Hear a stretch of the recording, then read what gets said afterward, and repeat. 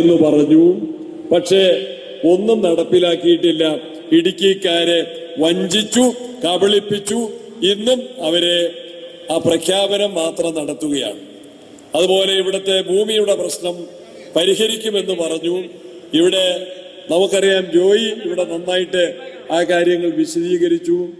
ഇവിടെ കെട്ടിടങ്ങൾ നിർമ്മിച്ചിട്ടുണ്ട് എങ്കിൽ അതിന് പെർമിറ്റ് കിട്ടണമെങ്കിൽ, അത് ക്രമവൽക്കരിക്കണമെങ്കിൽ ഇവിടുത്തെ സാധാരണക്കാരൻ ഭീമമായ സംഖ്യ അതിനായിട്ട് ഫൈൻ അടയ്ക്കണം എന്നതാണ് LDFന്റെ നയമെങ്കിൽ UDF കേരളത്തിൽ അധികാരത്തിൽ വരും.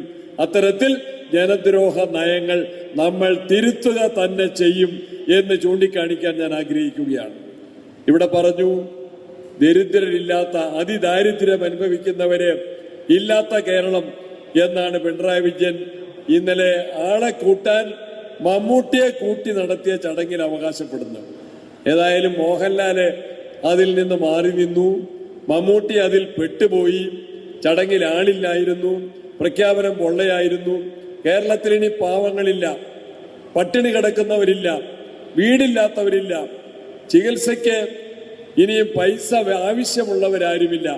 ഇതാണ് മുഖ്യമന്ത്രി പ്രഖ്യാപിച്ച കാര്യം. പക്ഷെ കട്ടപ്പനയിൽ വീടില്ലാത്ത എത്ര പേർ ബാക്കി നിൽക്കുന്നു? ചികിത്സയ്ക്ക് പണമില്ല. ഇന്ന് ഭാരിച്ച ചികിത്സാ ചെലവ്, സർക്കാർ ആശുപത്രികളിൽ ചികിത്സ നടക്കുന്നില്ല. ഈ ഭാരിച്ച ചികിത്സാ ചെലവുകൾ താങ്ങാൻ കഴിയാത്ത എത്ര പേർ നാട്ടിലുണ്ട്? വീടില്ലാത്തവർ എത്ര പേർ നാട്ടിലുണ്ട്? പെൻഷൻ കിട്ടാത്തവർ എത്ര പേരുണ്ട്?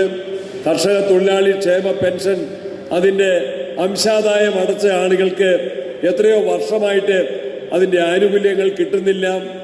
ഇന്ന് പ്രഖ്യാപിച്ച ക്ഷേമ സംഖ്യ പെൻഷൻ 2500 ആക്കുമെന്ന് തെരഞ്ഞെടുപ്പ് സമയത്ത് ഇവർ പ്രകടന പത്രികയിൽ അച്ചടിച്ചിറക്കി. റബ്ബറിന്റെ താങ്ങുവില 250 ആക്കുമെന്ന് ഇവർ പ്രവചിച്ചു, പ്രഖ്യാപിച്ചു, ഉറപ്പ് നൽകി. പക്ഷേ മുഖ്യമന്ത്രി 4.5 കൊല്ലക്കാലം പിണറായി വിജയൻ റോഷി അഗസ്റ്റിനെ കൂട്ടി ഭരിച്ചു കേരളം.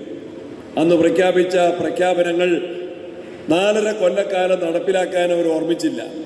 തെരഞ്ഞെടുപ്പ് വന്നപ്പോൾ ജനങ്ങളെ എങ്ങനെയെങ്കിലും അവര് നടത്താത്ത കാര്യങ്ങൾ ജനങ്ങൾ മറക്കണം, എങ്ങനെയെങ്കിലും തെറ്റിദ്ധരിപ്പിച്ച് ആളുകളുടെ വോട്ട് തട്ടിയെടുക്കാനുള്ള പരിശ്രമത്തിന്റെ ഫലമായിട്ടാണ് ഇപ്പോൾ ഈ പ്രഖ്യാപനങ്ങൾ നടത്തിയിട്ടുള്ളത്. ഞങ്ങളെ ലളിതമായിട്ട്